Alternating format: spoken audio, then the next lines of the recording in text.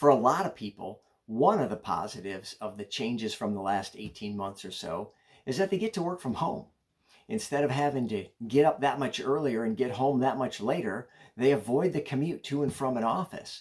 They avoid the gas cost and the wear and tear on their car and just the mental drain of fighting traffic or just the monotony of that commute. But I recently found out that there can be a downside to that too. I was talking with a colleague and I just happened to ask, hey, what are you reading these days? And he said, well, I'm actually not reading anything. I used to listen to books on my commute and listen to podcasts on my commute, but I work from home now, so I don't have that commute. So I've lost that time. So I'm not reading anything. And I thought, ooh, that's dangerous, because remember, the value that you bring to the marketplace is the skills and experience that you have. And those skills are diminishing every single day. They're deteriorating, they're depreciating, they're just flat going away. And so if you're going to continue to bring value to the marketplace and hopefully bring more value to the marketplace, well, if you're going to have some output, you got to have some input. And that input is information that you don't have right now, which means it's got to come from somewhere.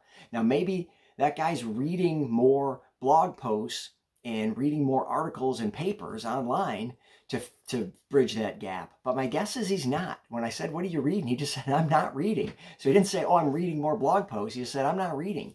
So now listening to books and listening to podcasts, I count as the equivalent of reading. You're taking in information that's going to grow your skills. So if you're not taking in that information that's going to grow your skills, and your skills are diminishing, but you're not replenishing, well, then you're getting less and less valuable. And at some point, that's going to catch up to you. At some point, you're not going to know what you need to know. You're not going to be able to pivot or move into a next thing, or you're not going to be able to take advantage of an opportunity because you don't know what you need to know to go do that thing. And what you do know how to do is getting less and less valuable, because the world's changing all the time. So it's so critical that you make time. Don't find the time. It's not around. Don't wait for the time. You got to make the time. You got to be intentional about this. And reading doesn't have to be nonfiction. It doesn't have to be business books. It doesn't have to be self-improvement books. It could be articles about an industry you're interested in or a hobby that you're interested in. But you want to be bringing in information. Biographies. I'm a huge fan of biographies.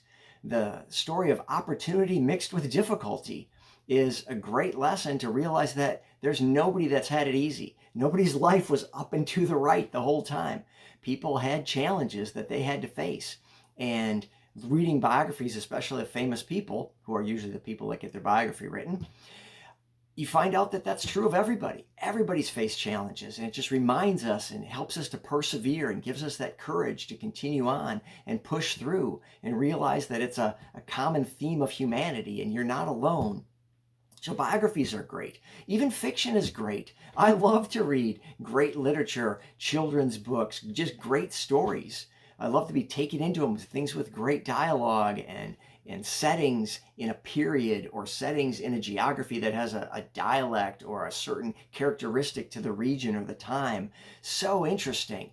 Whatever it is that excites you, that gets you energized, that brings new information to you, so important that you continue to do that. So if you're working from home now, you've got to find the time. You've got to create the time. Maybe just take that same commute time. If you used to leave the house at 7:30 to get to work at 8, well, what if you took from 7:30 to 8 and just read or listened to the podcast? And I can't listen to things while I'm just sitting, so what a perfect time to go for a walk. And if now you're using that time to maybe spend time with family, well, you can go for a walk with the family. And even though it wouldn't be super interactive for everybody to have their headphones in, at least you're all out doing something together. So you can combine some of these things, combine the getting information and listening to books or podcasts with some exercise, or just sit and read. That's okay too. But you've got to continue to pour into yourself so that you can pour out into the marketplace. So don't let working from home change your habit of reading and growing.